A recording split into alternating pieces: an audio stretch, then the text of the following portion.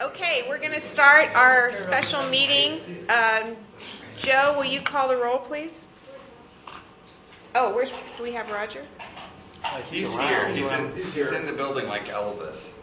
Here he comes. Okay. Gary Moran. Here. Newcomb Clark. Russ Collins. Here. Bob Gunston. Here. Lee Gunn. Roger Hewitt. Here. John Hecha. Here. Joan Lowenstein. Here. John Mowat. Here. Keith Orr. Sandy Smith. Here. John Split. Here. You have a forum. Thank you. And Joe, will you please confirm that this meeting was noticed in the proper way? Yes, it was. It was on Legistar and it was posted at City Hall as well as posted on the DDA website on Wednesday. Thank you. So it was posted on Wednesday. We only have 2 items for this special meeting. And so we'll go into the first one, which is our resolution. I'd like to have someone move the resolution, please. So. Is there a second? Second. Okay. So I'll open discussion on our resolution to approve the parking agreement.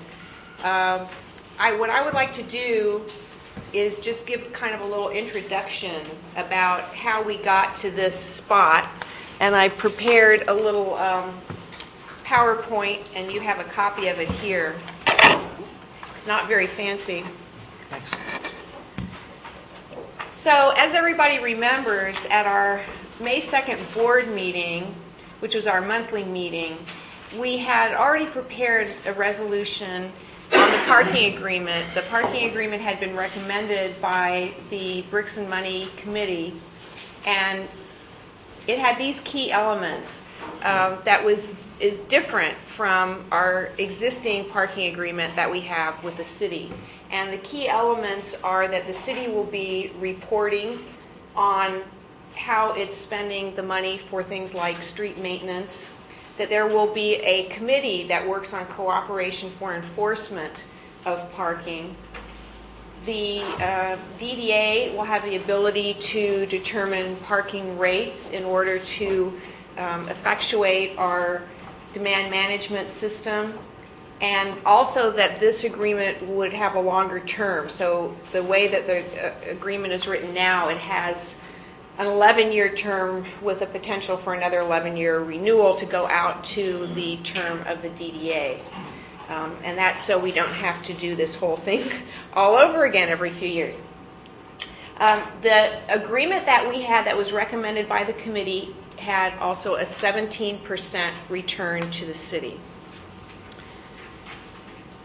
Make sure this works. Yay. Now, that morning of our meeting, we were informed about something in the city ordinances that had been discovered. And that is a TIF limitation. So here is the language from the ordinance. What it means is that the TIF growth is capped. That if the growth exceeds what is predicted, or it grows at a rate higher than what's predicted in the DDA plan, 50% of that additional money is divided among the taxing units. And then if it really grows wildly, that's twice over that anticipated, all of the excess money, that excess is divided among the taxing units. From 1981, when the DDA was created, until 2002, the TIF plan that was attached to that DDA plan creation was way overestimated. So this provision of Chapter 7 really did not come into play at all for 20 years. So this led to this honest mistake. Neither the city treasurer, who collects the money and doles out the TIF to the DDA, nor the DDA, nor the other taxing units who do have a stake in this, had noticed that the TIF had grown more than what was predicted in the new plan. So there was a DDA renewal plan in 2003, and that projected what we called an optimistic growth of 3.6% per year. the effect of that is that the TIF is capped. We can't just get unlimited amount of TIF. That if it grows at a higher rate, and that is if we're capped at 5.2 maximum in any 1 year, and that's because that's 1.5 times that 3.6%.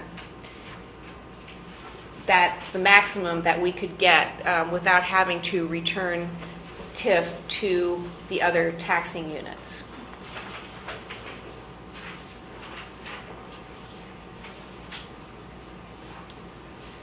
So, what happens now? From 2003 until this year, in most years, all except 1 year, the growth was actually higher than what had been predicted in the DDA plan. So if you take the 50% of the annual difference between the actual TIF and the projected TIF, plus in the cases where there's 100% of when the growth is twice the annual projected growth, it results in a payment of these amounts. So this is for all of those years. It's not annual. It's for all of those years. This is what was not paid from TIF to these taxing units.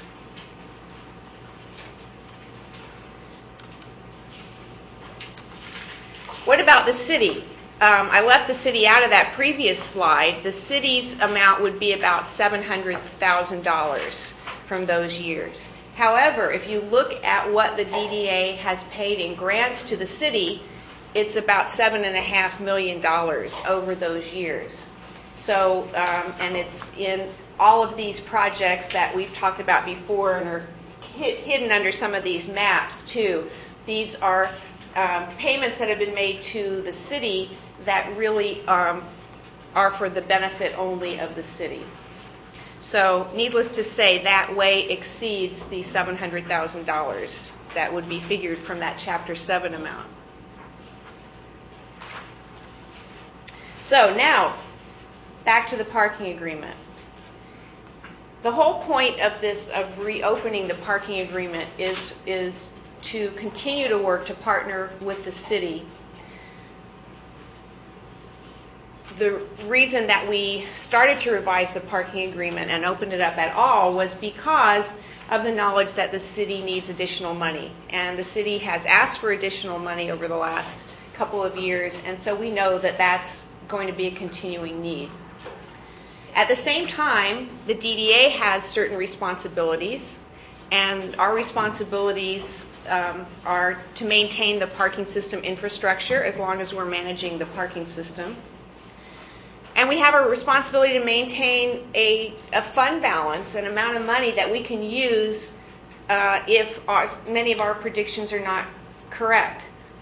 For example, in our fund balances, what that might be used for, if we are off in our projections of parking revenue by just 1 or 2 percentage points, that completely changes what our budget is and could essentially wipe out our fund balance. If there's a cost overrun for the underground parking structure that's unanticipated, just by 1 or 2 percentage points there, that could take away a large part of our fund balance. So we have a responsibility to maintain a certain fund balance so that we can handle those eventualities and so that we can handle them quickly. We know that under Chapter 7 now, the DDA TIF is capped, so our future budget has to account for this. That wasn't something that we accounted for when we were looking before at what we could offer the city in our parking agreement, because we were, even though the city doesn't get TIF under the parking agreement, we still have to look at what our TIF balance is for our total fund balance.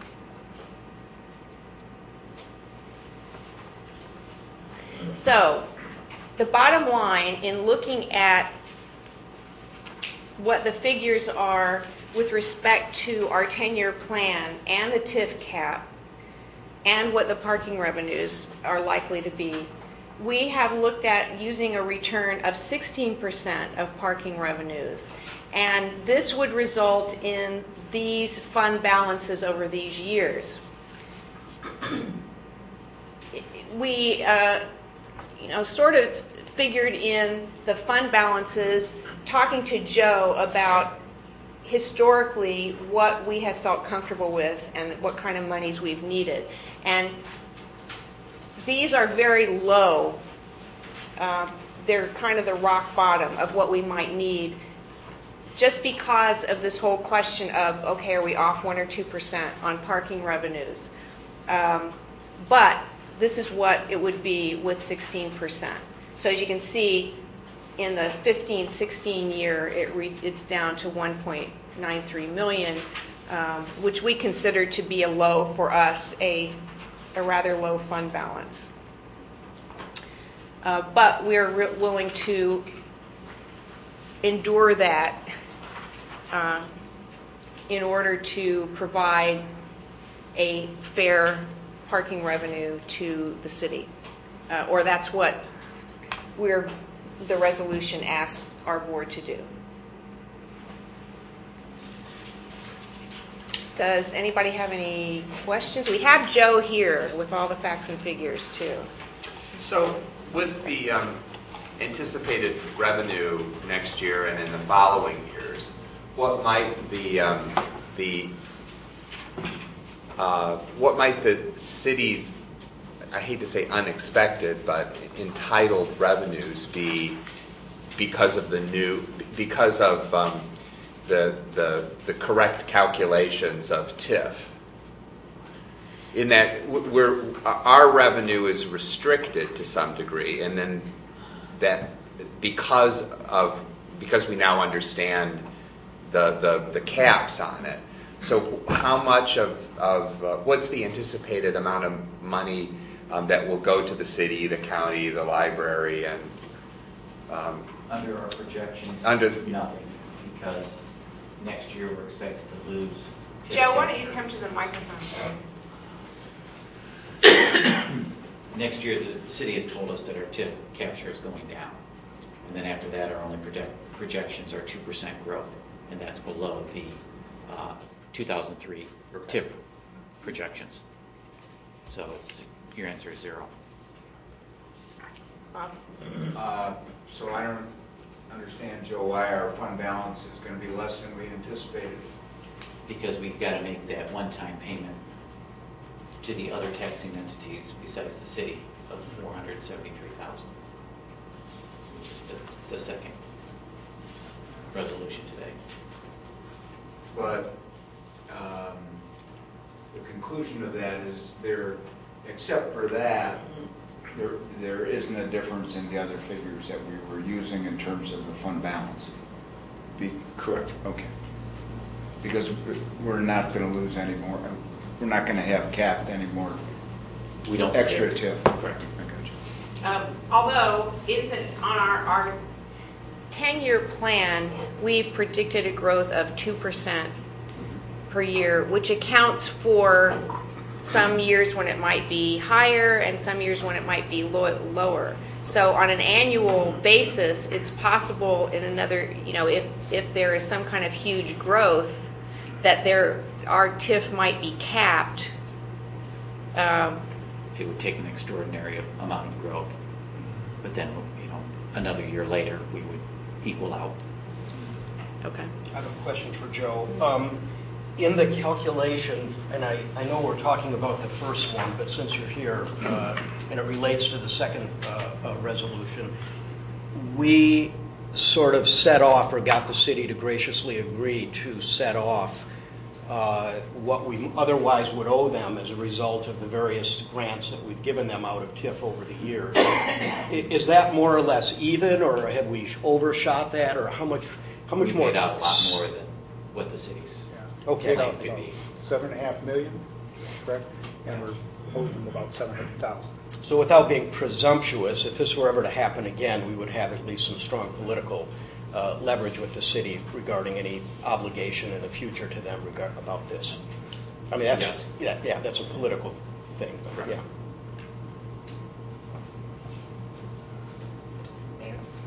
Joe, you have numbers here that would show, can you show us what the fund balance would be at 17% scenario where we were when we walked into the room at the last meeting?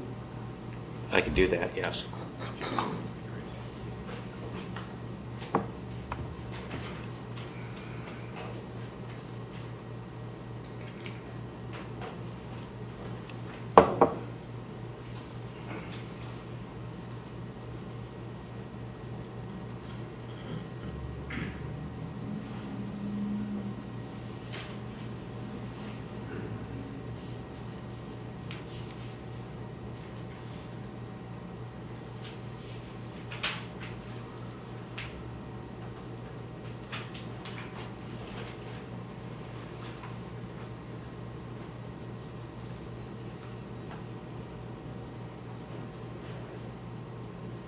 Do you want it this way or on a chart?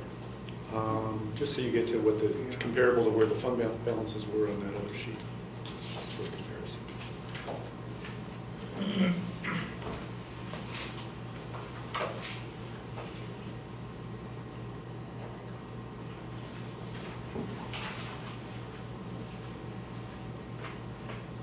There would be your fund balances. Okay, and so how does that, where's your lowest year here? It looks like it's... 1.83, 1.34. 4.3. Oh, 33. Yeah, 1 million. 15, 16. And the fund balance on the previous sheet was how much in that year? 2 million, About 1.9. 800,000 Okay, you more. got it right here. Yeah, 1.93. I'm going to be making offering an amendment to go back to the 17. That's a very, very important number, and I don't need to go into the details about why that is all important. I think we understand the pressures on municipal budget these days. But I would ask the DDA to consider that the city is ultimately responsible should the DDA default on anything. And the city is willing to be the backstop on that year and the other ones where things are close, so that there would be zero risk to the DDA of running out of money. And that would be much more important to us to be able to put that in place, and to have a yearly income would be very important. It's something that we can look at and project towards and plan towards would be extremely beneficial. So I think that the DDA could live with that fund balance for the period when we expect it to dip, and planning a long-term agreement with numbers just so you don't dip below a certain level in a few years. I'm not sure that's the smartest thing to do and the best way to approach it. So I will be, at the appropriate time, and you can tell me when that is, offering an amendment to go back to the 17% versus the 16%.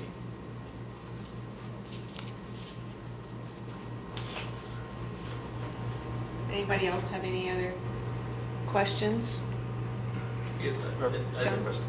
So it sounds so, do I understand correctly then, in the last couple of weeks, we haven't sort of been in a mode of negotiations with the city? This is really, the resolution before us is our best take on it, or a take on it, that will then go to city council and get their best take on it. Is that what I'm understanding of the process we're in Right, we had now? essentially, at our May 2nd meeting, we had concluded our negotiations with the mutually beneficial committee. So this really, the only change has been this Chapter 7 effect. Maybe as a follow-up, John, do we have, I'll put you guys on the spot if you want to be, whether at 17 we have a deal with the city for the rest of the agreement? I think that we could achieve the necessary votes, but I can't say for sure. No, I understand. Yeah, it would be my belief that that would be possible. I haven't polled anybody, but at the last time we had this up for discussion, there was a council member that wasn't there, and I think would have made a difference on a particular issue having to do with the parking agreement that was. Oh, I know, there's no way to predict that. But yes, I believe that there would be agreement. There's some discomfort among some council members, certainly, about the idea of handing over the ability to set rates. And there may be some ways to work with that and to talk about it a little differently. But I know it's an easy vote for me because I'm still going to be responsible because I'm here. And so I'm not in the same position as other council members who don't want to be seen as trying to get themselves out from under responsibility. So, but that 17 is an important number. I have a note here from the CFO that we would need to, at 16, we would need to plan an additional $250,000 to $300,000 in reductions in this budget year and in next budget year. And given that we're scrambling, doing everything we can to save a few positions in police and fire right now, that would be a difficult thing to achieve. But I know some have said that why would that be the DDA's problem? And my position has always been this is all of our problem. So I would like to offer that amendment that the 16 be changed to 17. Is there a second? I would support. Okay. So we have an amendment to change the figure to 17%. Sandy? I certainly think that there's things that we can do in our budget as we go forward that would not put us in that range. I mean, it might not be something that's we really desire to do, but we certainly can if the fund balance percentage is important for us. You know, we can. I noticed that the $100,000 contribution to the housing fund picks up again in a few years. You know, that picks up in fiscal year 13. I mean, we can choose to not invest in the housing if that is our goal, is to back that. So that's, you know, $100,000 a year. That starts to change that scenario a little bit. We also spend over $500,000 in alternative transportation. Maybe that's something that we look to have ADA do something and pick up some of that. So there are ways, I guess what I'm saying, there are ways, if that's a big concern for us, to not get down to 4.3% spending to the fund balance. There are ways to change that. It's just, you know, none of the decisions are very easy. I mean, none of the decisions at council are very easy. We've got dipping into fund balance $1 million this year. So that's not what a position we would like to be in. Saying all that, I do know that that Tom Crawford had cautioned us when the DDA was taking on the parking garage that we're in the middle of now about having fund balances go below 15%. He was very cautionary about that. So I know things change, but I take that to heart as well. So I'm kind of tormented on which way this is more important. What to base the most important part on, and I'm willing to hear arguments from everybody here. Yeah, if we're talking just about this amendment, Sandy, you mentioned a couple of things, and with all respect, as if, well, we can just do this, we can just cut this, we can just cut that. These are significant mission-based programmatic things that we do. I mean, these are not simple trade-offs or compromises that, well, we can just make in the future to make up that extra $300,000 if we have to. I just wanted that to be said. These are, I mean, this goes to the heart of what we do or what we'll be able to do, if anything, in the future, and we really need to think about that. And I would note that, correct me if I'm wrong, Joe, but this budget also includes a lot of deferred maintenance. That's correct. That we have, we have adjusted our budget to defer maintenance on the parking structures that, we think should be made in order to be able to give a higher percentage. What I've been hearing for a while in these discussions and coming back to people from the Mutually Beneficial Committee has been that the concern, and I think it's a solid concern, about the fund balance at some point dipping down, and I think Tom remembers that a little differently than some do, but I believe that the mutually beneficial committee could meet and work out a mechanism that would give you comfort and provide the difference between the 1.3 and 1.033 and the 1.9. So that if there were a problem that you highlighted, there was an overrun, there was a drop-off in parking, that, as I said, I think it could be worked out, that there would be a backstop there. It's certainly not in the city's interest to see the DDA fund balance evaporate or the DDA not be able to meet its obligations. So I would just say we can solve that problem.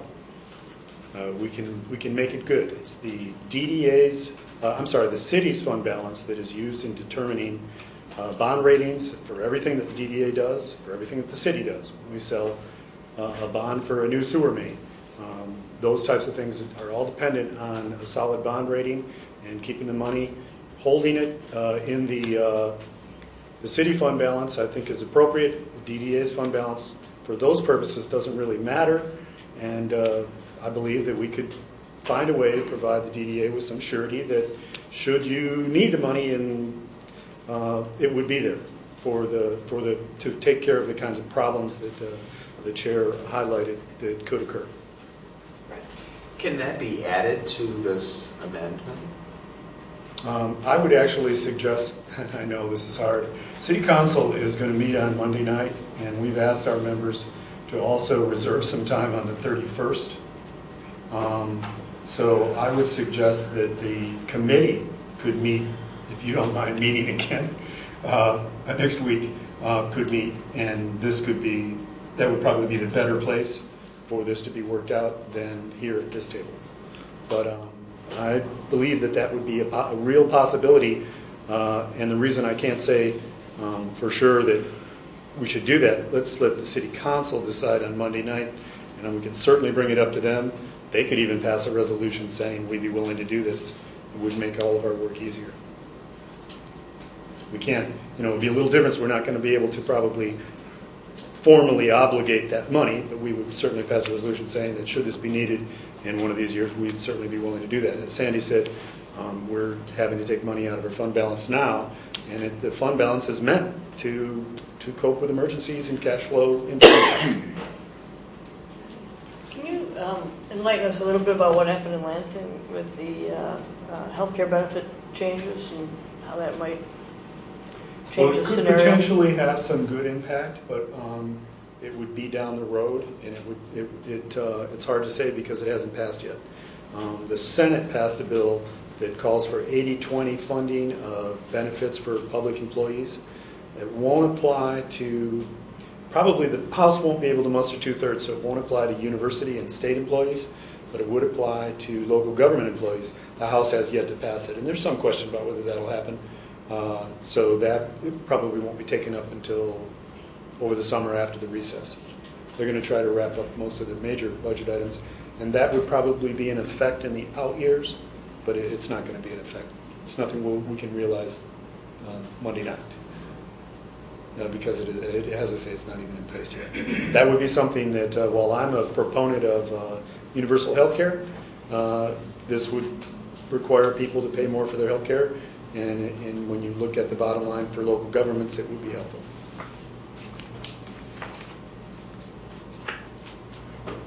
I have a question relating to the kind of the backing up of the fund balance idea. There would still, we now have bubbles. If that were to be necessary, any expenditure over a certain amount has to be approved by council, doesn't it? Mm-hmm. So there would still have to be an approval by council. Yes, but I want to get back to the point I was trying to make earlier, and I can't guarantee the council is going to approve this. I think there would. My belief is there would be strong support, but it is absolutely not in the city's interest to have the DDA not be able to cover its obligations. They would immediately fall to the city in any event. So it just makes perfect sense that we would be willing to take that step. And then if you keep looking at this chart as it goes out, you can see right there in 16-17, it's back up to the 1.9. What are you looking at? I'm sorry. Fund balance, end of the year. Yeah. And, yeah, things just moved on us. I was referring to something that, there we go.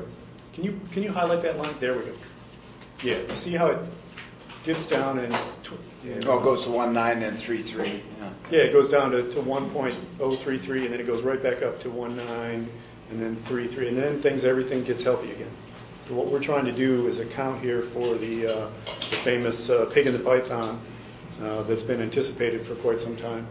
And I don't know that we should be structuring the parking agreement for longer term. We're talking about a long term here, just to account for those couple of years where the fund balance is going to dip.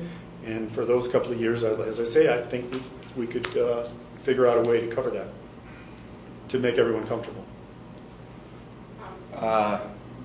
These issues of the percentages are really tough, and having worked with an organization for a number of years where our goal was 8 to 10%, and when we started, we were down to 2 to 3%. So it's very important to maintain that. I may disagree with Crawford. I don't know that it has to be 15 to 20, but in the 8 to 10 range, I mean, to me, that's necessary. I have some concern about this, and that 16 and 17 there is a difference. I am encouraged by the fact that it'll go up. Obviously, these are projections, which means it could be better, but of course, as everyone said, it could be worse. So I really like the idea of the city stepping up and saying something, and I question whether it can even bind future councils. I mean, and I think the mayor knows that, but we don't want you to take over our assets.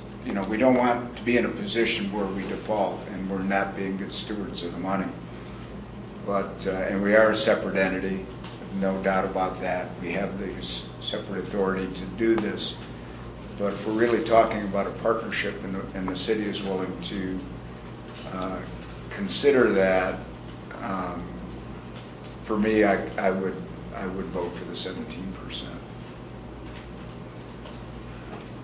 Chris? Oh, I think Roger. Oh.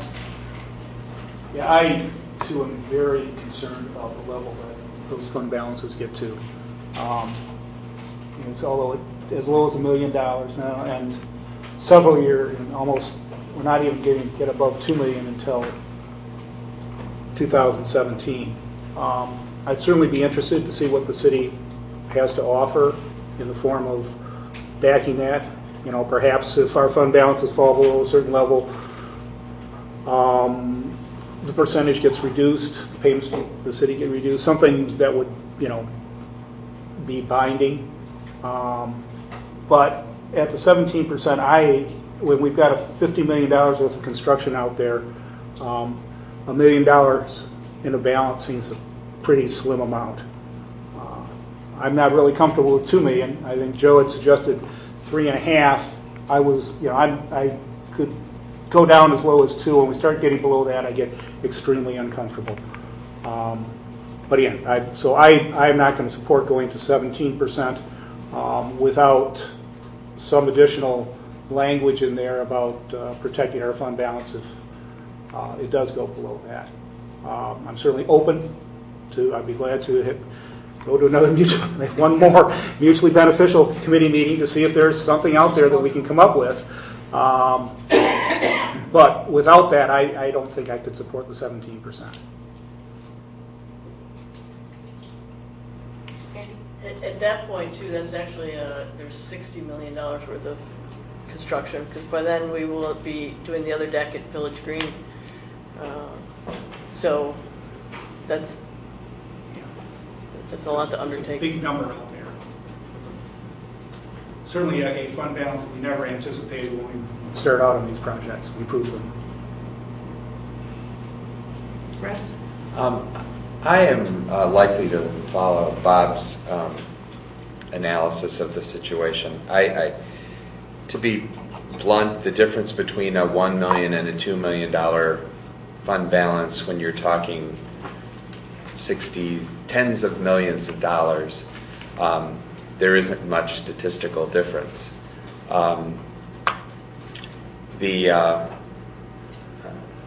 We've worked long and hard to come up with something that I think is mutually beneficial or equally annoying to all parties concerned. The ultimate definition of compromise is equal if everyone's equally unhappy, and I think that we're there.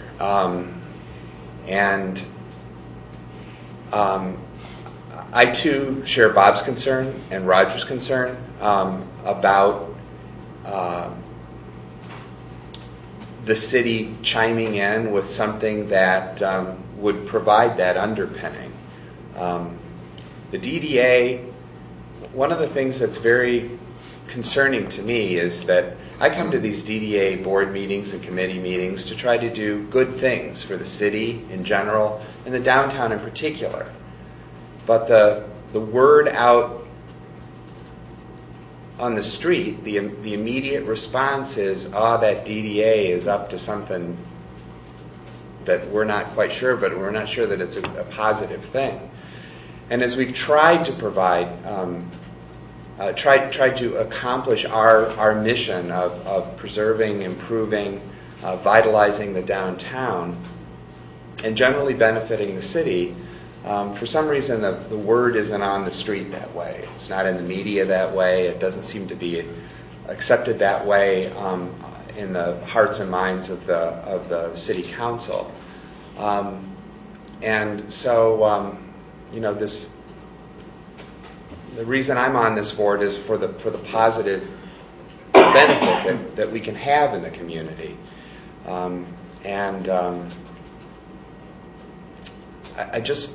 I'm hopeful that this helps build that positive piece, that the city administration and the city council and the media and the electorate come to understand that the volunteers sit on this board to try to do something good, something positive, and I think that we've demonstrated that year after year, resolution after resolution.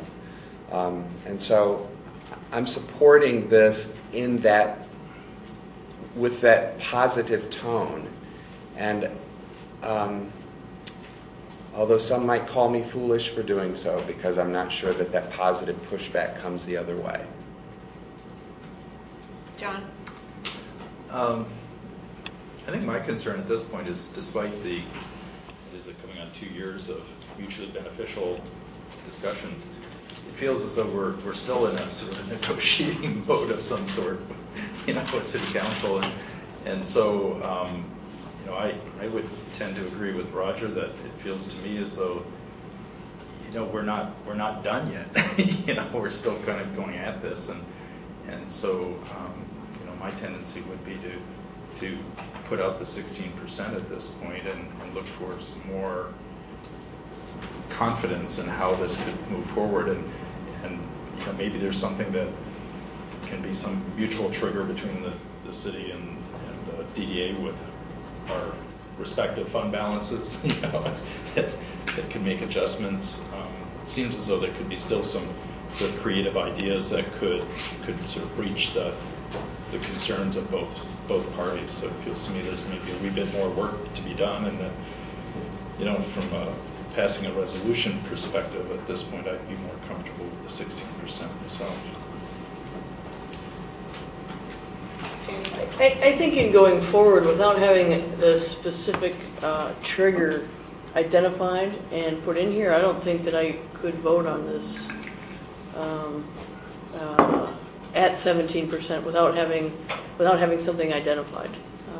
So either going forward with it, if we were to vote this down, or to table at this point and have further discussions with the mutually beneficial committee and bring it back again for another meeting. But I guess the more that I'm looking at these numbers, at 4.3% fund balance, it's pretty slim. I think it is, it's a little cumbersome and difficult to try to think about the mutually beneficial committee meeting again and then making a recommendation and then having to come back to us for another special meeting and then going back, to council in the short time that we have. I think, we've been negotiating against ourselves for a long time. I would say that while in principle, I would, with things as the mayor is represented, I would be in favor of the 17%. Nothing is final until it's, nobody can make a guarantee, certainly with an elected body like that. One scenario might be for us to approve the 16%, and then if the council is serious about wanting to,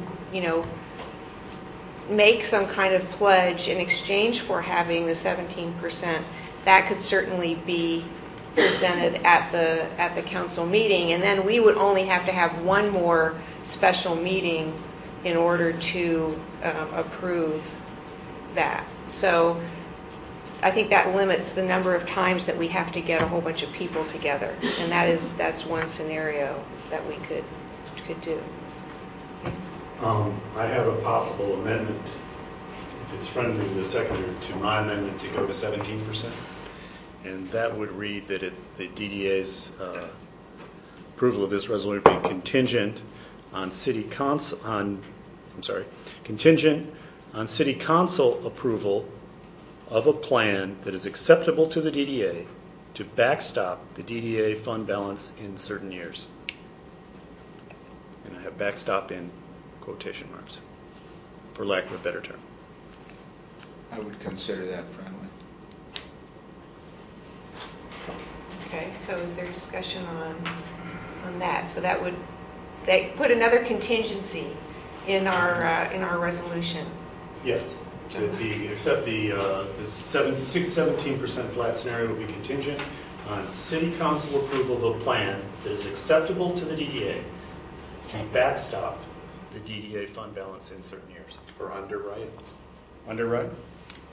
Term of art, rather than backstop. I like it. That's friendly. I would say that commenting on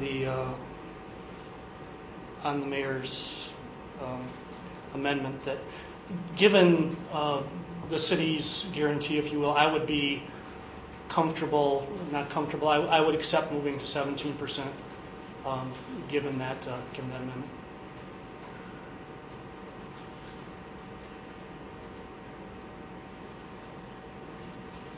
Any other discussion?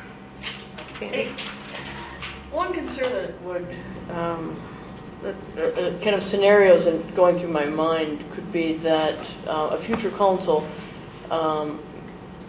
would be making decisions on whether or not maybe we needed to do some, particular maintenance that was scheduled, and that was an expensive maintenance thing, and I wouldn't want to have that be a trigger that says, oh, it's going to go down to the fund balance. I wouldn't want to be in a position where some councils decided not to do some very good preventative maintenance because it was expensive in order to keep a fund balance high, and those sorts of scenarios, or to take on a continuation of a streetscape improvement because it appeared to be unpopular, or something that would create the necessity to have the trigger go into effect. I guess I'm just trying to think of scenarios of what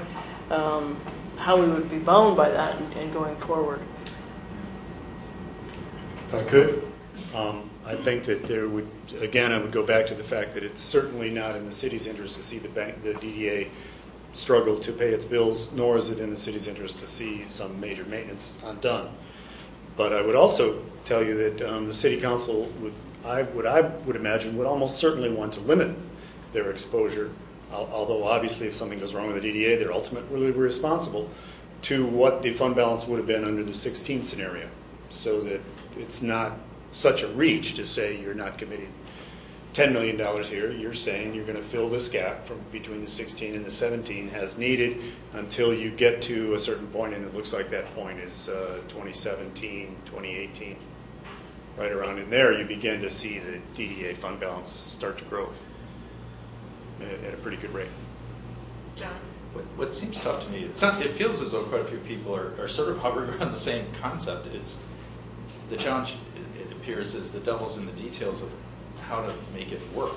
That's the challenge, and we can ponder all we want, but it seems though it's going to take some people to really think through some of these issues, because it's obviously not only the idea of the maintenance, it could be the other programs in the future, and at what point are we're no longer sort of the authority doing what we're doing, where we're having city council make decisions on the housing program and the other things because of the fund balance trigger. So I just see there being a lot of challenges in it, and it feels to me as though what we really, really need is for city council to be a little more clear on where they want to be, with this concept of doing this. How could this work? This notion, this backstop notion or underwriting notion. I just don't feel very comfortable at this point. In concept, it seems fine, but it's hard to pass a resolution based on sort of a vague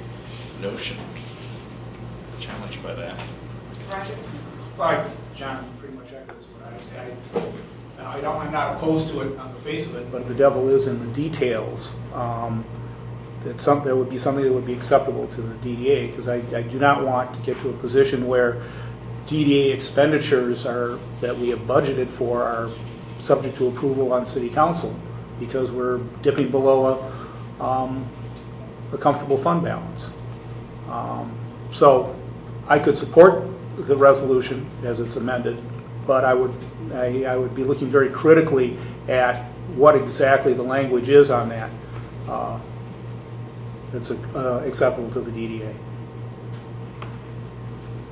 John? Can I ask you whether you think that the mutually beneficial committee could work out such language? We've worked out a lot of language so far, so we could certainly give it a try. Judy likes us walking around now, so I think. Yeah. It's got a new need. I appreciate the discomfort that some members have exhibited, and I would say, although I won't support it, if the resolution is not approved, the same thing will happen at 16, because I can speak with some surety that there's going to be a great deal of discomfort at City Council at 16, just as they're not really comfortable with 17, but I understand the limitations. And so in any event, I would suggest that the DDA have a meeting slot open. Again, the schedule at council is we are set to meet on Monday night, and then we've asked council members to reserve a time on the 31st. And just so you understand the process, we need to come up with a budget and decide on a budget by the end of our second meeting in May. And that meeting has been adjourned but not ended, recessed, so to speak, and it will just continue where we left off on the agenda on Monday. And then if we don't finish our business on Monday, it would just be adjourned, recessed, whichever term you prefer, to Tuesday the 31st. Some have even suggested that we could run it into June, because we'd still be in our second meeting, but we would pretty quickly run into the first meeting in June, so I don't know how that strategy would work out. But so we would like to be able to finish our business by the end of the month. But either way, I think you will see something coming back. If you're uncomfortable with the amendment, so be it. I think you'll see the city grappling with a way to come back. So it's acceptable to me to do either one. Sandy? At one point, I had had some hybrid solutions, and maybe if we could just, Joe, just kind of give a quick look on what some of the things could possibly be. I know that the city has specific short-term needs that we absolutely know about, and the 17% has been something in the first 2 years that we know for sure. And in fact, it was a reverse hybrid solution that was done there for a long time, was the 16, 16, 17 and a half. Could we do it in the other way and do a 17% for the first 3 years and then roll it down to 16 and see if that has any dramatic effect? A re-reverse? And then come down out here. One more, I believe. 12, 13. All right, so that's 2 years of 17 and then down to 16. One more year. Is that right? 3 years of 17. 3 years.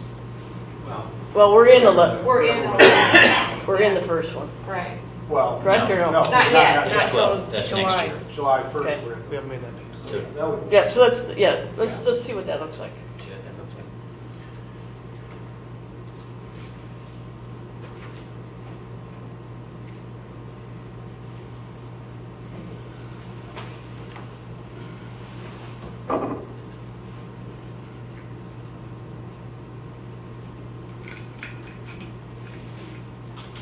Changed it up to your worst year of 1,412,000. At 5.9%, and that's still quite a ways out. I mean, a lot of things can happen along that way. And that gives the city what they need up front in the first couple of years, that at least that we know what we're budgeting for, and would allow the city to project, 3 years out what they need to, gap they need to make up, as well as the DDA. So in that year 15, 16, it sort of splits the difference. Weren't we at 1.03 and the other one was 1.9 Right. roughly? So it's low on the lower side of halfway, but in the ballpark.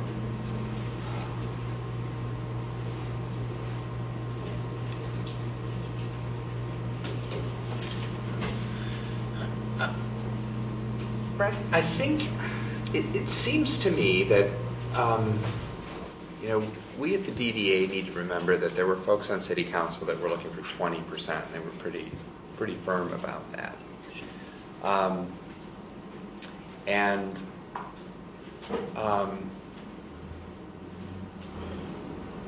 So I recognize the difficulty of the negotiation from the city side.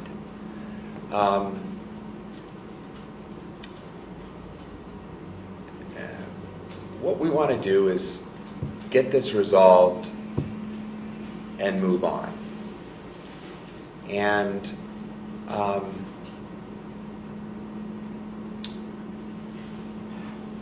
we're talking about dropping down to a fund balance that probably should be in the 15% range, in the $4 million, a little north of $4 million, but about $4 million. And we're well below that for now, starting next year and hitting the nadir in 2016. We have the opportunity to manage ourselves towards a more idealized kind of fund balance. Regardless, we're in a handicapped position. I think we're trying to work from the art of the possible. I understand that 17% is hard for the DDA. I also, from my, just watching the television, understands that 17% is hard from the point of view of the city. And I think both of us would consider that amount to be outrageous, which again, I think is the perfect definition of a compromise. So, with the understanding that there's a qualification about the underwriting scenario that allows the DDA a good degree of input as to what that final negotiated piece is, the way that I understood that it was written. I feel comfortable with the 17%, because what we're talking about is a singularity. It's a fund balance amount. That is an incredibly small fund balance for a tremendous amount of capital asset. Sometimes when you hear $1 million, $2 million, $3 million, $4 million, it sounds like a lot of money. But we're talking about tens of millions of dollars. This is more for the public than for the folks on the board. The little tiny Michigan theater would be, our aspirations are to, have $1 million, $2 million funds, and we're talking about an annual budget of $2.5 million and a capital asset of under $10 million. So, these are very, very thin, but, whether they're $1 or $2 or $3 million, that's a thin amount. And I don't know that hundreds of thousands of dollars one way or the other makes a difference, but the full faith and credit of the city to help us through that fund balance risk would be important. And I think that that's what we need to key on. Bob? Yeah, I think Russ made the point that I don't know that under either scenario it's enough. And that's why I think the city's promise is significant. To me, I also go back to the fact that the parties need to know what's expected of them and what to expect over the next several years. And by this agreement, we get it. I mean, it's not saying the city won't come back and say they have to change it, but it is an agreement. It's binding. We can plan on it. The city can plan on it. And I think that's congratulations, Roger, in terms of getting that agreement. And also there is a mutual benefit by that contract. It clears up the ambiguities about some of the ambiguities about the parking system, and I think that's an important statement, and I hope the city council can agree with that. But we need to get the thing done, and I'm willing to live with the amendment and to pass it that way. At some point we just need to get it done. And I would hope the city takes it the same way, no matter, what we propose. And Russ's comments about how we're perceived is right on. A friend of mine was talking to me, and he didn't realize I was on the DDA. And he said, "Why is the DDA not just turning over all that money to the city?" I think we all need, and we've been talking a lot about this under Joan's leadership in terms of doing a better job about communicating what we do and how much we care about the city. But the other thing to me is we also know that the downtown is dependent on a thriving city government, and frankly, this government's not as bad shape as a lot of those. But we need to help preserve this community and this city. So. Well, somewhat along those lines, it feels to me as though, here we are at a DDA board meeting going at this again about 16, 17%, and city council is sort of in the same position, or, at a council meeting trying to throw out numbers, and it's a hell of a way to do this. So I guess a question I'd have for Roger and John would be, would it make any sense, no matter what percentage we pick here, because it may change again, to see if there are any other key folks who might participate in a meeting, whether we want to call it the mutually beneficial committee, but if there are any other key council people. Part of it is that thing about the timeline you described. There isn't much time, and it seems to me, whether it's drafting language that is the the backstop. John, but I think we're at the decision point. All of those discussions that you're talking about, the city's on a hard deadline, and there's been a lot of negotiations. We're not where we were 6 months ago, 9 months ago, 18 months ago. We're at that point now. I understand why it may feel the same, but it isn't. John? Just two things. Joe, do the numbers yet include the South Forest and Zaragoza 2 developments that will be coming online? Yes, it is, because we're using the city's exact numbers for capture. Okay, for so this when year. we're looking out to 13, you've already anticipated the TIF that'll come from those, I think is over 400,000 That's correct. Okay. We still have declining TIF revenue. because of the personal property side. Yeah. So I would just go back to the one point that again, and I can see why someone might worry about a council in the future would say, well, we don't like this plan, but they're ultimately responsible. So I don't see how the council could ever get out from under a commitment like this, even if we didn't have this type of amendment. And while I would just want to caution that I can't tell you for sure that's what the city council is going to do, I can tell you that I'm going to take it to them and put it on their agenda and hope that we can resolve this issue. And I don't see my own understanding of it. I think that council would be understanding of this. But ultimately, it is a partnership. And I just wanted to go back just to some comments that were said a little while ago about the community's perception. I think that there are some pretty staunch defenders of the DDA on the city council, or we wouldn't be here talking about this in the way that we are. And that will continue to be true. We recognize the importance of downtown to the whole mission of the city. It just adds an incredible attractant to business, and on the bottom line, it's why a lot of us are like Ann Arbor. Aside from just because it has the Michigan Theater here. Most important. Was there? Yeah, I was going to echo what I'm hearing from Bob and Russ, that I do think it's time to make a decision. I don't think we need to delay this anymore. I think we can make a deal at 17%. I think that we probably can't make a deal at 16%, and I would like to get this done.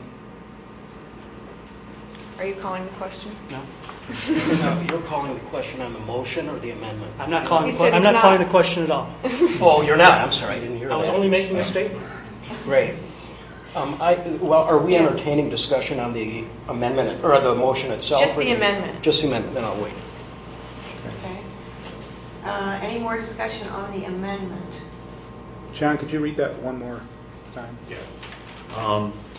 Contingent on city council approval of a plan that is acceptable to the DDA to underwrite the DDA fund balance in certain years. And that amendment includes the 17%. That's what the 17%. Yes, and it's added on to the earlier one. Yeah, It would which change the is 16. friendly, so it's all one amendment. Yep.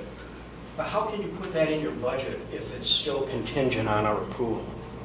We won't finish our budget until we came back to the DDA. Remember, we have anticipated that we may need to meet twice, which would be Monday night and then the following Tuesday, because the Monday would be Memorial Day.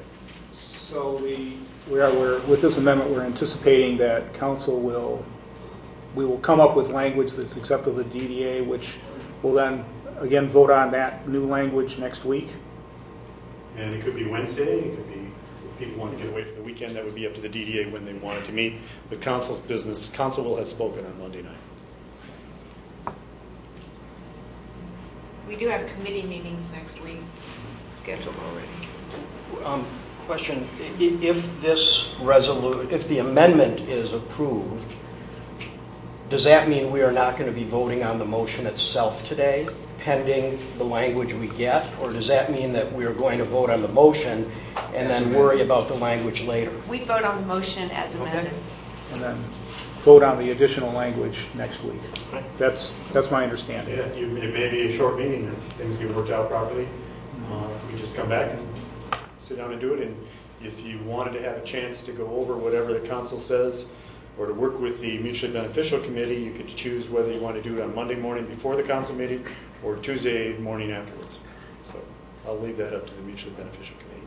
I think you'll find that people on city council are at your disposal and will adjust their schedules accordingly. I've asked them all to, with some grumbling, to dedicate themselves to getting this done by the end of the month, the whole budget, and this is a big piece of it. Are we ready to vote on the amendment? All right. Joe, can you do a roll call vote, please? Okay. Gary Boren, No. Russ Collins, Yes. Bob Gunzel, Yes. Roger Hewitt, Yes. John Heetcha, Yes. Joan Lowenstein, Yes. John Mowat, Yes. Sandy Smith, Yes. John Split. Yes. The amendment. Now we're back to the motion. Sandy? I have one minor amendment I'd like to make to the contract, Okay. which is on your packet page, well, it's page 6 of the contract.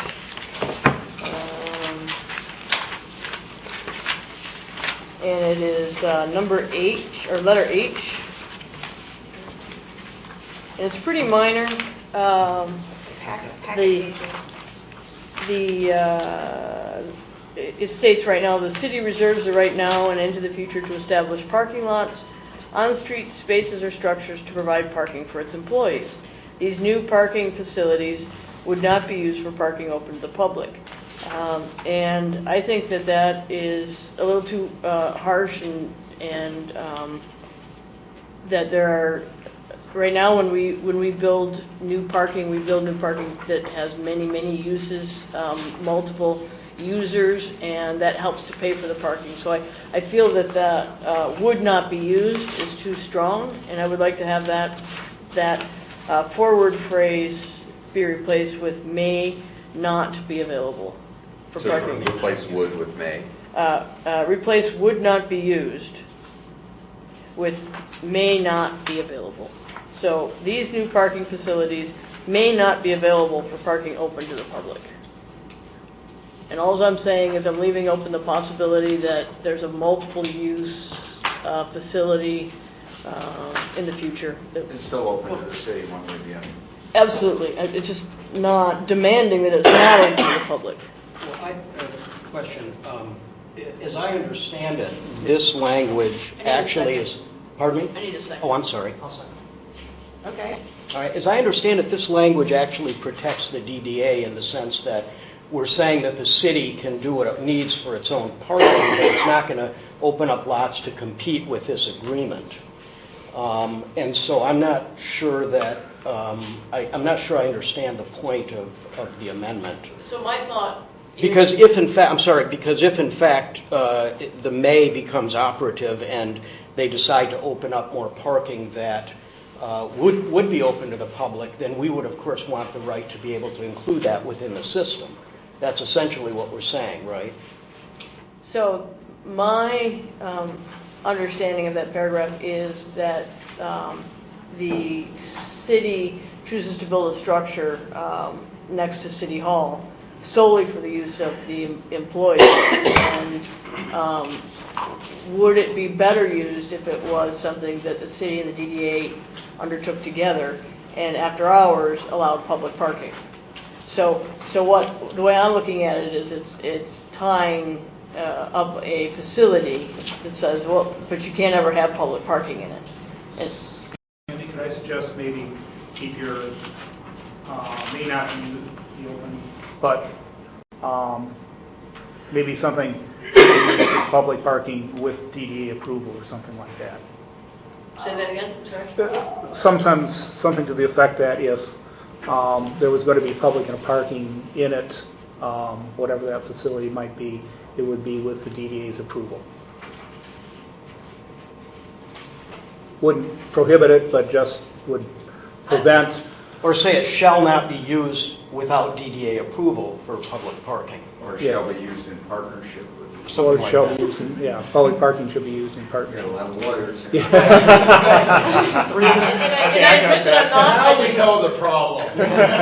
Three of them come up like this, so. You know, if I'm interpreting the intent differently, we can go back to chapter 7 and see that things can be interpreted in 4 or 10 years very, very differently than they meant to be. So the non-attorney looked at this and said, you know, I'm not comfortable with the precluding of public parking in a facility in the future. So I will accept. Bob's would be, any public parking would be done in partnership That with the DDA. I'm perfectly good. That's the intent that I'm trying to get to. Okay. Okay, so I assume that's a friendly amendment. Friendly to me. So how's it worded? Bob, would you care to read? I'm sorry. Yeah.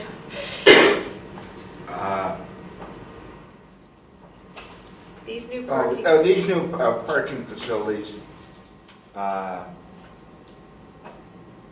you'd have to change it, maybe available to the public in partnership with the DDA, but I don't know if that will cause the city some problems, is that? How about if you said these new parking facilities could be used for parking open to the public with consent of the DDA? Or in partnership with the Yeah, right, DDA. you know. Yeah. And- Or and- consent, I think consent Sense of works. public. Okay. Well, but Same thing, that doesn't mean that that the city is operating its structure for the public outside of the parking agreement. Right.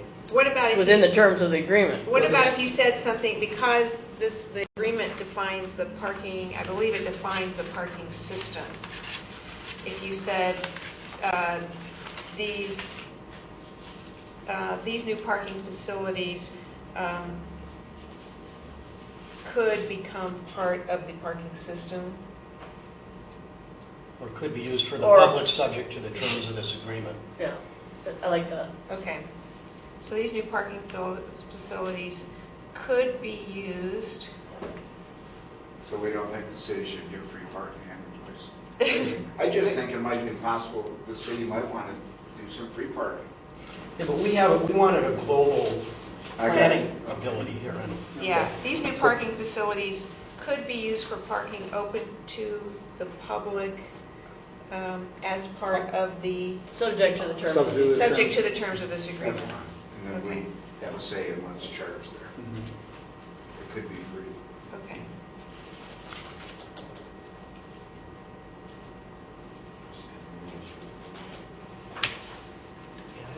Okay, any more discussion on that? I'll read it again. This is on H, subsection H on page 6 of the parking agreement, page 8 of our packet. The city reserves the right now and into the future to establish parking lots, on-street spaces, or structures to provide parking for its employees. These new parking facilities could be used for parking open to the public, subject to the terms of this agreement. All right? All in favor? Aye. Aye. Opposed? what are we voting on? The Just amendment? that amendment, Aye. Yeah, I thought it was friendly. yeah. Okay. Okay. All right, so that's the amendment of this parking. Any other amendments to, yeah, John? I have something I wanted to suggest. There's council members who have discomfort with and I think the majority of them may well support the agreement. Can't say for sure, certainly. The problem is with the DDA's ability to solely set the parking meter, the rates. And I was just wanted to throw out for discussion, what if there was a annual or 1 year later, if the DDA does something with the rates, 1 year later, the city council would have the ability to review that and decide if they wanted to take action. 1 year later. And I think it would be unlikely that they would want to take action, but it would really provide a great deal of comfort to those members. It would allow us to have a larger majority which I think would be good in improving the agreement.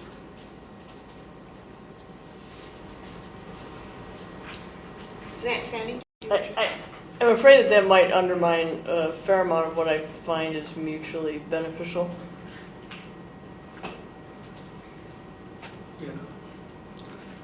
Right.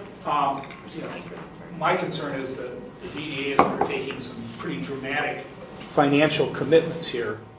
And without the ability to set rates, we don't have any ability to be sure we can meet those commitments. And I understand the concern of council, but this is really one of the keys of what we're getting out of the agreement. There isn't a lot else in there that we don't already have. And without the ability to set rates, there's no guarantee that we'll be able to meet the rather large numbers that we're going to be paying back to the city in this. And further, the concept that we are moving to with parking demand management, there's going to be a number of different rates and based on geography, time of the day of the week, location of the parking structure. It's not going to be the simple, there are 3 rates as there are now. And trying to get into a discussion of saying, well, I don't like this one rate here, you start to pull out a leg of the structure that's holding up the whole system by picking and by giving people that are not involved in the decision and the rationale for this the ability to change one rate here or one rate there. So I didn't think for those 2 reasons that fundamentally changes the agreement to me. Roger, a question actually is a follow-up. So with this notion of having different rates in different areas, then is there also the risk of sort of politicizing the rates of different areas depending on what, ward they're in? Well, the concept, I just want to understand. Not to say, gee, I want to charge more over here or less over here. It's to say, where's the demand? Where is the greatest usage? What are we trying to achieve? It's not based on area as far as what we think we might like to charge. It's based on what's the usage, what's the turnover. Do we want street meters to be someone to be there 8 hours a day, or do you want them to be there for 2 hours a day? It's going to be based on demand and what the goals of the parking system are. I certainly understand. I agree that because we're looking at a complicated pricing structure for the benefit of the parkers and the benefit of the system, that there could be a lot of confusion, difficulty, administrative difficulties. I certainly think the DDA would invite the city council to review and comment, as we would invite the public to review and comment on, and even expect that we would respond to that review and comment. And I'm just wondering if there might be language that. We already have. Okay. I believe public comment. Right. Not only is there a public comment on any rate change, I believe we have an annual work session. Well, and I know that we have to, our practice and our ongoing commitment is to have the public, but I'm wondering if we might include language specific to city council in terms of that. I believe that we put that in. You're probably right. I remember talking about I know we talked about putting in a annual work session with council just to go over any changes that we anticipated putting in. I'll try to And find if they that. call us, we'll answer the phone. It's not like, Any council members are always welcome to any committee meeting.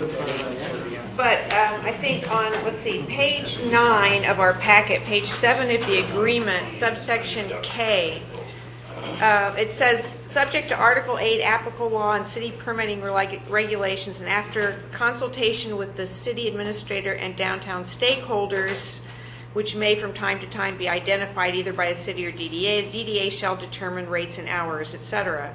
I think that we could certainly add in there, after consultation with city administrator, city council, and downtown stakeholders, and their then we would have the Absolutely. consultation with council written into this, so that there would never be any kind of like a blindsiding that would I go would on. move that. I would second that. Okay? Is that friendly? Well, I think we don't have anything friendly, I mean, it This just is a has new to be amendment. a new amendment. Oh, okay. So that's adding to subsection K, consultation with the city administrator, comma, city council, comma, and downtown stakeholders. Any more discussion on that? I think it moves in a good direction. Okay. All in favor of that amendment? Aye. Opposed?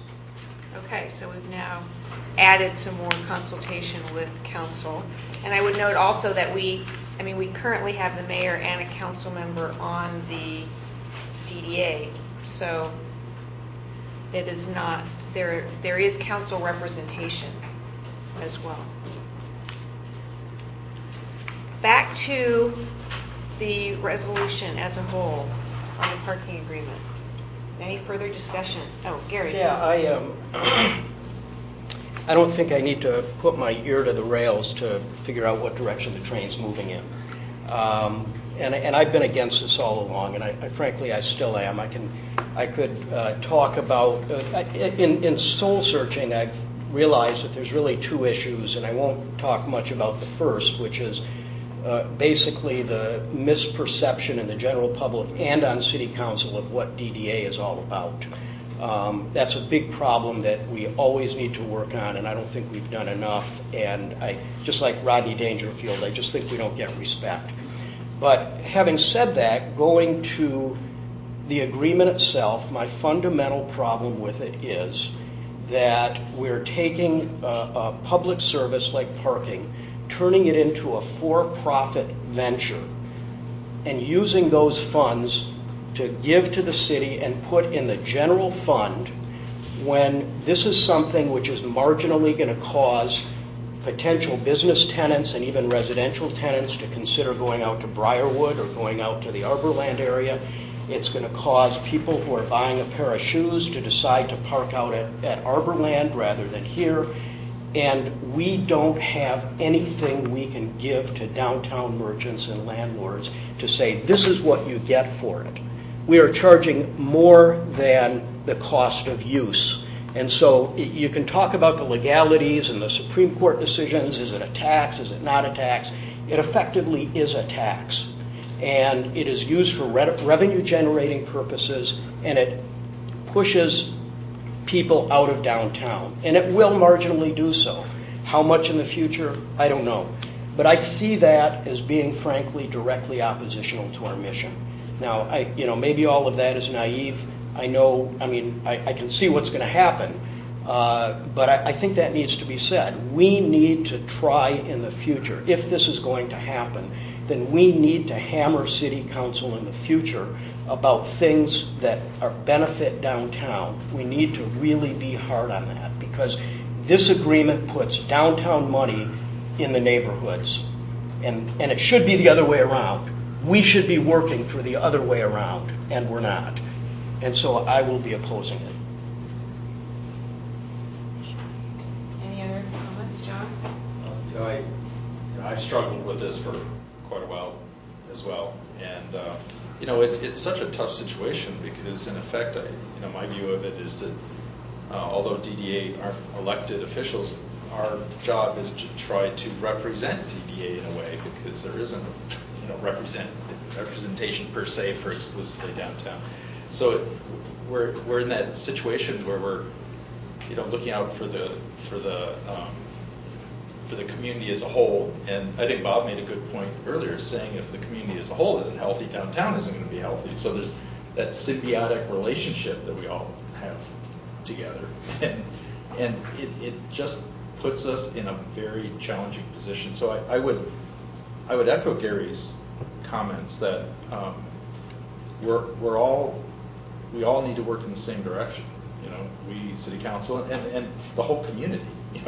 We're trying to accomplish the same thing, and I'm hopeful. Once we get past this, that as we look at the possibilities for downtown.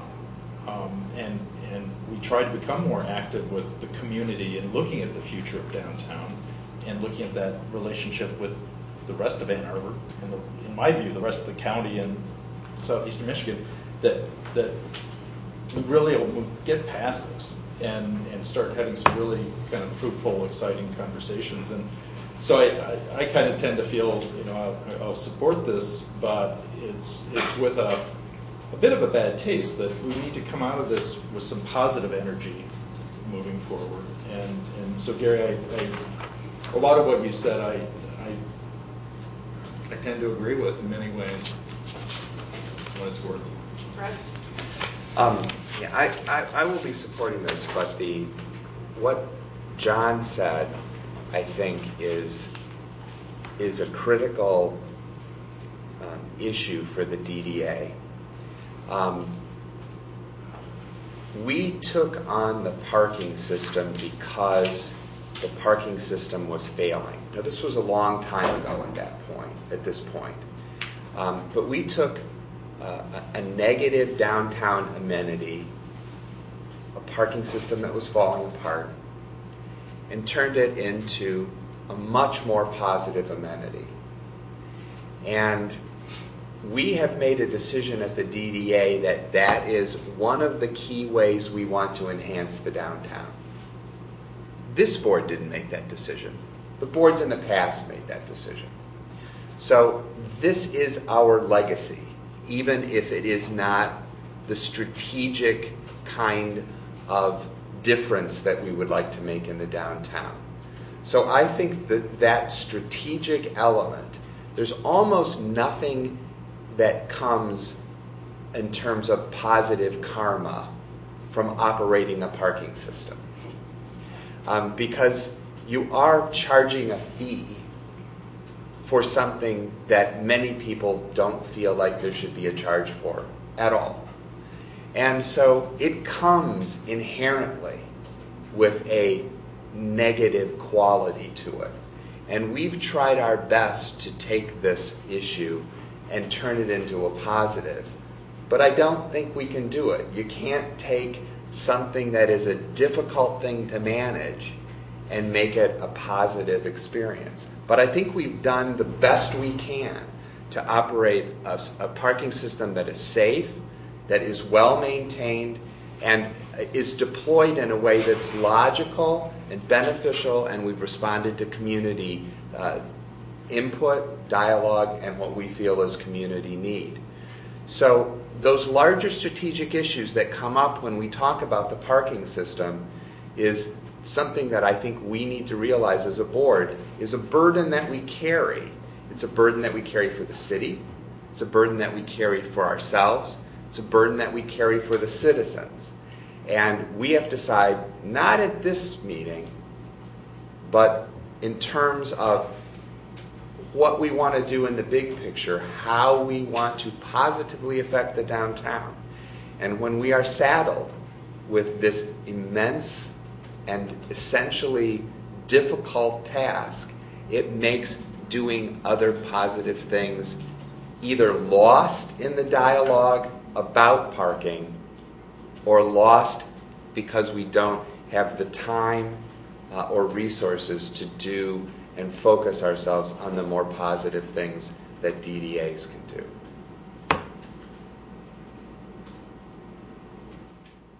Just a quick follow-up. There are ways that this could have been done, and again, I fully assume that it's going to be approved, but there are ways this could have been done that would have gotten certainly my support. We still have not even asked for pegging of this money to downtown services. We gave $2 million a year ago. We didn't ask anything for it. We got the right to negotiate. We are giving this money with a lot of, essentially a lot of a good hunk of the profit from the parking system. We're not pegging it to something of benefit for downtown.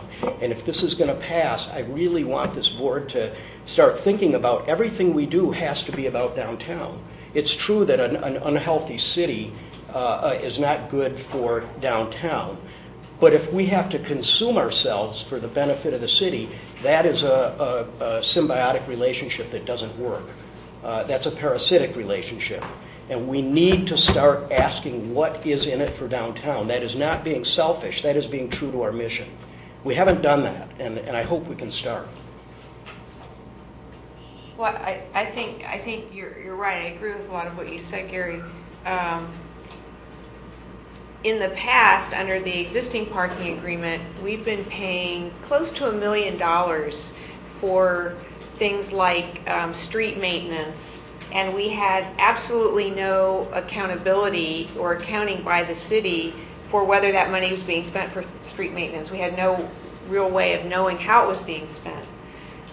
One improvement, at least, we have in this is that we've developed a kind of a reporting system to show what is being done, and so there is it's not perfect, but it furthers a method of consultation with us and a standing committee on the enforcement, so that there's a potential for, under this agreement, for more accountability by the city for the money that we're putting in. And it's not specifically for the street maintenance, but it might be for other kinds of things downtown as well. And so we have collaboratively developed that reporting system, and hopefully that will serve us in that way, in that we know that we are putting money into the general fund, but we have a way of figuring out how it's being spent in the downtown.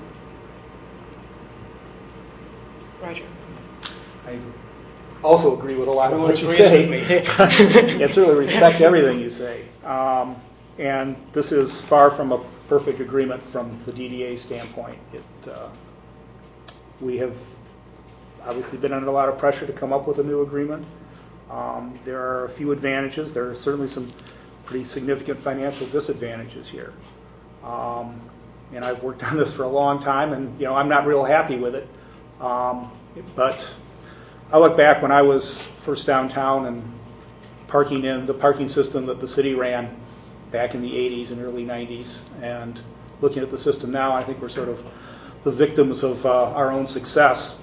People don't see what we've done a whole lot because things are so well run now, and things are in such good repair that you just assume that they've always been like that, but they clearly haven't. So for me, it comes down to, is it better for us to run a system under this agreement, or is it better to give it back to the city and have them run it however they're going to run it? And my personal conclusion is it's better to have this agreement.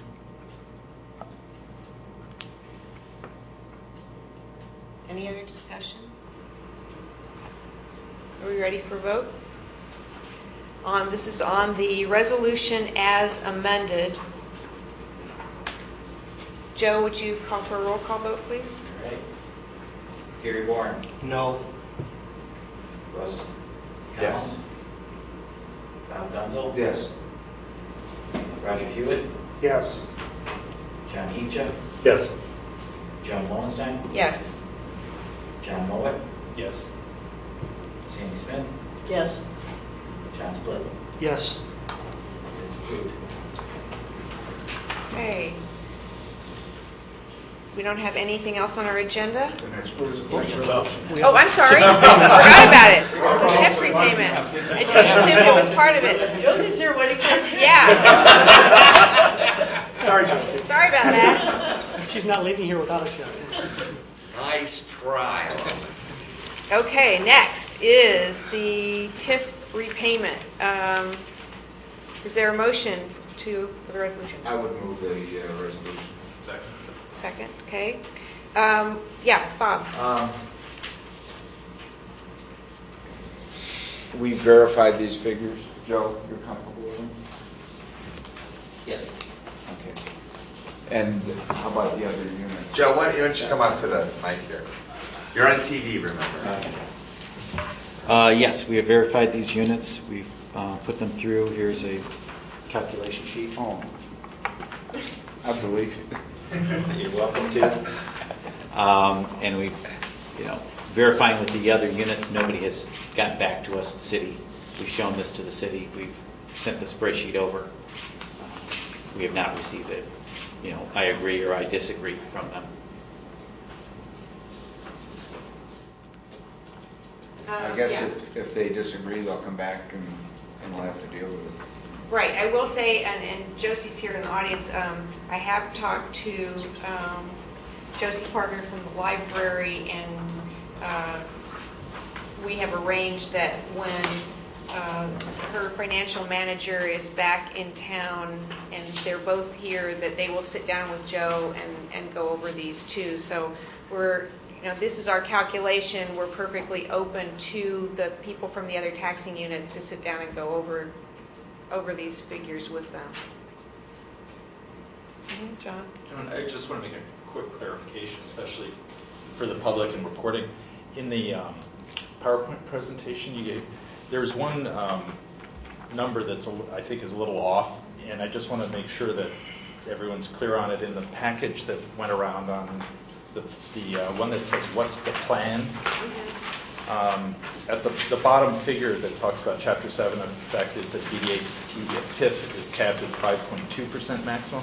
On page 3. Is it page 3? Yeah. 1.5 times 3.6, the one above, is actually 5.4%. Rather than 5.2. Oh, okay. I ran over Sorry. and asked Joe at the time, should we be worried about the rest of the numbers? And the answer is, It does not factor into this. it doesn't factor we're showing into this. here. So I just want to make sure for, any, Yeah. in case somebody sees that in one question. That's 5.4. 5.4 is. 5.4. Okay, that's my mistake. I wanted to point one thing out, and I don't want anyone to be alarmed by that.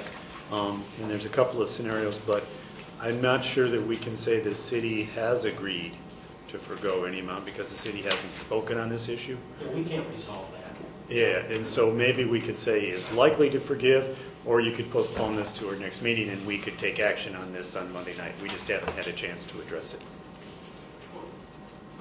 I'm curious, this is an obligation we have.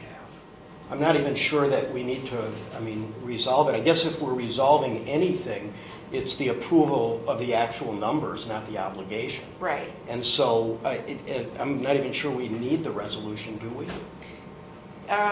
Well, we have to, at this point, we have to write a check to pay out this money. So, Yeah, I suppose So so. we would have to amend our budget. yeah. Right, I guess so, okay, but fine. And well, that being the case, since we're going to subsequently check it with the library and WCC, and we're waiting for city council's feedback, nobody's expecting a check this afternoon or next week or. No, I've had a discussion with Sue Boss over at the county, and she's aware of what's going on. So I'm just wondering if we might delay this resolution until all the i's are dotted and the t's are crossed. We certainly. I mean, the only thing, We haven't discussed when the DDA will meet, and maybe it's going to be next Wednesday or something, whatever the DDA decides. For the special meeting prior to to finish up with the parking contract, we could do it then. I'm just suggesting that the city hasn't spoken on this issue yet, so it's a little difficult. And I'm totally in agreement that this is what the city will decide.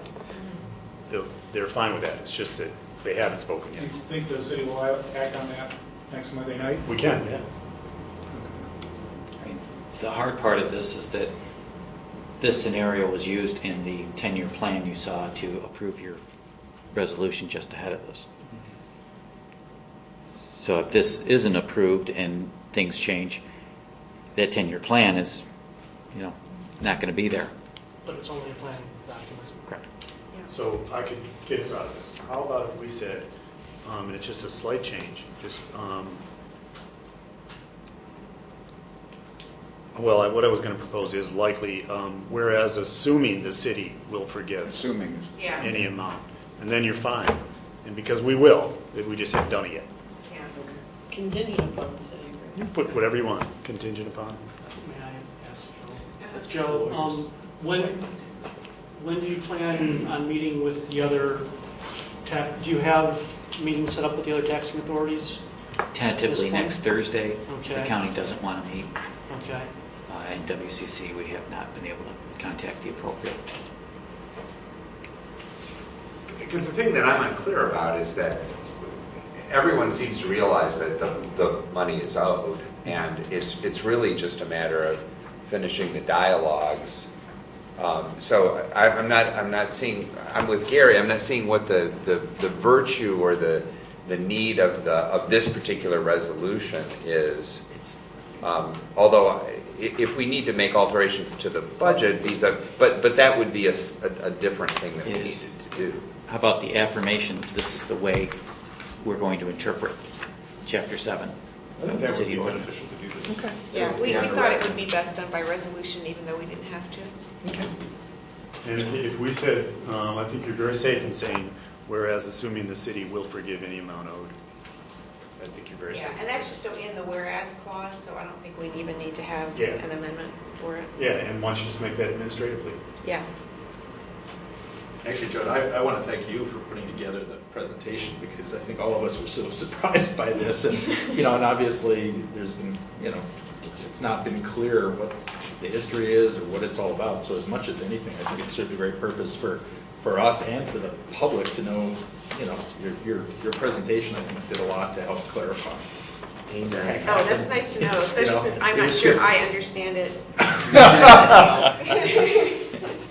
Yeah. I just, having said all that I did, when this issue with the Chapter 7 came up right before our prior meeting, I looked at it and trying to be as cynical as I could only come up with an understanding that really, and I wanted to thank the mayor publicly, that it was only in our interest that we be aware and deal with this issue prior to the voting on the contract. I don't know what happened over on the city side, but I did want to thank the mayor because this was the right thing to do, certainly, and thanks. I can explain what happened. It was a head-scratching moment. More people were looking at this and saying, have you seen this? And then other people started to look at it, and then it kind of grew from that. But it happened late on Friday, or late, whatever day it was, just before we met. Yeah. And it just shows that you should go back and read your ordinances every now and then. Well, I think it's because everybody had gone to sleep on it because Right, it hadn't been anything right. to do It for hadn't so even many been years. close. It hadn't even been close. And as I pointed out to some people, in looking at how there's nothing underhanded or nefarious about how any of it took place, I mean, if the DDA had really wanted to be nefarious in 2003 when it was renewed, we could have made the projections wildly optimistic, and this would never have even kicked in. I even thought of that. Yeah, right, right. So, are we ready to vote on this resolution for the payment? And we'll administratively change that one whereas clause. All in favor? Aye. Opposed? Okay, it's passed. Now we can have a motion to adjourn. I move we adjourn. We need to figure out another meeting time between now and the end. Yeah, I mean, I think we can do that. Okay, We just Wednesday or need Friday. Yeah. 18 hours. Yeah. I'm available. We do have a Wednesday, we do have Wednesday committee meetings. So, oh, we just have one, that's right. Because we have the one Wednesday and one Thursday. We have a meeting on Thursday and a meeting on Wednesday. So people who might ordinarily have been, Wednesday is, which is economic development. So we'll find out from people what their availability is. No, this is an economic development.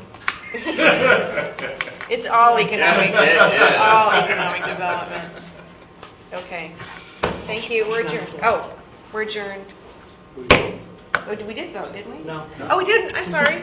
Boy, I'm really bad at the Dean moved out rules this second. thing. Let's adjourn. All in favor? Aye. Opposed? All right. A lot.